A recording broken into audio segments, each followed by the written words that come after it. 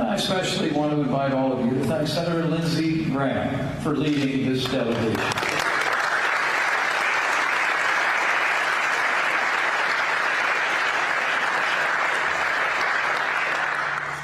And to them and all of you, I bring greetings from a great champion of freedom and a strong national defense who has worked with these members of Congress to strengthen America's military might and to strengthen the leadership of the free world.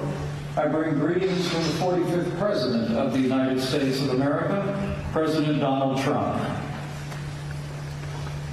Oh, my God. Oh, my God. Oh. Yikes. So they clap for Lindsey, and then literally he waits. He rolls it out like this is supposed to be for a Well, you know why? applause. Because the prompter it says wait for applause, but Richard Haas, the applause never comes. Nobody. So what does the future Deafening silence of this relationship look like over the next 2 years, Richard Haas? What it looks like is essentially Europeans, first of all, they're consumed with their own problems. Brexit takes care of the Brits. The French government has to deal with people wearing yellow jackets in the street. Germany's in a political transition. Italy's in a mess. So you've got Europe just more parochial than ever, consumed by its economic and political problems. So who's the winner of that? Are China and Russia the winner of that? Oh, absolutely. I think Vladimir Putin is the great strategic winner. I mean, when history's written, he has played a weak hand, Joe, better than anybody else. He's gotten more with less than anybody. I think the real question, what scares me, is whether he's not satisfied with what he's accomplished. If you're Vladimir Putin, why would you assume that NATO necessarily responds to the kinds of challenge you've done in Ukraine somewhere else? This could be a chance for once and for all, if he wants to roll the dice a little bit, to challenge NATO, because he can't assume that this president would necessarily invoke Article 5. He can't assume what the Europeans would do. Why should he? Exactly. I mean, why should he? He's been reluctant, Noah Rothman, to enforce that. We're constantly hearing the president and people around him sneer about certain members of NATO and suggest that they wouldn't defend against an attack from Russia. And you have in Vladimir Putin a president who invaded Georgia when George W. Bush was president, Crimea when Barack Obama was president, and it looks like he may be lining up to invade another country now that Donald Trump's president. And as Richard said, why not? NATO is torn to shreds, so much so that, as the New York Times said, the usually dour Sergei Lavrov was even smiling and talking about the deep cracks in the NATO alliance. Yeah, and they're very real. This president has made no bones about it. He is contemptuous of the transatlantic alliance. Both Ukraine and Georgia were essentially on an ascension track when they were invaded by Russia. And Russia has engaged in a lot of provocative behaviors, including cross-border provocations using troops, radar jamming, and smoke grenades to capture an individual. In Estonia, if Estonia were to invoke Article 5, would the West go to war for Tallinn? I don't know.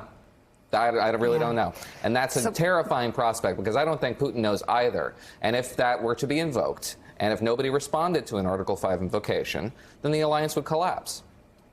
Well, Mika, you know, his invasion of Georgia in 2008 was timed such a time in George W. Bush's presidency that there was exhaustion. There was no way that George W. Bush was going to respond in any way, at least aggressively. And then, again, same with Barack Obama and Crimea. So Donald Trump, does anybody really believe that Donald Trump would do anything if Vladimir Putin decided to invade a NATO country? Well, a lot of what we've just talked about was warned to us by Hillary Clinton during the debates and during the campaign. She did bring this up as a big concern. Susan Page, there was a lot going on. Speaking at the Munich Security Conference on Saturday, German Chancellor Angela Merkel said that multilateral bodies cannot simply be smashed up, and warned the president that Europe must not be excluded from talks on future nuclear disarmament, Syria, or trade. Merkel also hammered Trump for calling Germany's BMW a threat to U.S. national security. She pointed out that the company's largest plant is not in Germany, but actually in South Carolina. And Trump's senior advisor and daughter, Ivanka Trump, showed no reaction to those comments as the crowd around her applauded. It appears that the translating device was working, and she wasn't pleased with that. Well, and Susan Page, it is so preposterous. When you walk down Main Street in Greenville, South Carolina on a Friday or Saturday night, I had a mayor tell me, you hear people speaking German. It is more jobs, more BMW jobs in South Carolina than in Bavaria. You know, one of the interesting things we saw in Munich was the brilliance of the American system, because you had all these American members of Congress going to the Munich conference to present really a different side of America's attitude toward the transatlantic alliance. I saw a tweet that had a photo of Nancy Pelosi and Angela Merkel greeting one another with great, friendliness. And I think that is one of the things we see. We see some members of Congress stepping up to say, we have a different view of this. We're going to stand up in favor of the transatlantic alliance and some of the traditional multilateral institutions. And maybe that's cold comfort to some of our traditional allies when they see the Trump administration having less regard for these institutions. But it is something.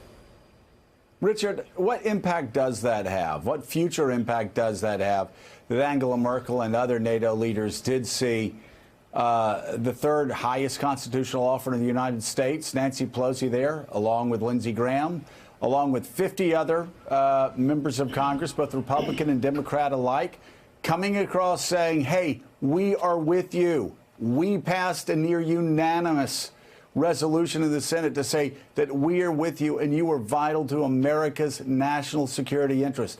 Does that hold us over for the next 2 years? Well, it reassures them, and I think I think that's their reaction for a lot of them, is that they're hoping against hope that this is an aberration, that they can just fasten their seatbelts in their BMWs made in South Carolina for 2 more years. They can get through this, and then things will, quote unquote, return to the way they were. The problem, obviously, Joe, is that things will never go back to exactly the way they were. It's not clear that all the Democratic candidates, shall we say, represent a repudiation of Trumpism. The American people aren't necessarily there in the same way that they used to be. But I do think that's the European position. What will happen, though, otherwise, is I think you're seeing 2 things, Joe. You're also beginning to see a greater European debate about taking matters into their own hands, not being as dependent on the United States. And I also think you're seeing the Europeans beginning to defer a little bit more to Russia and particularly to China, essentially saying the Americans don't have our back. We have to navigate this 21st century without such a close Atlantic relationship. And that's the sense of history now unfolding a little bit, that the Atlantic era of history is essentially consigned to history. We're not quite sure what comes next, but something different is coming.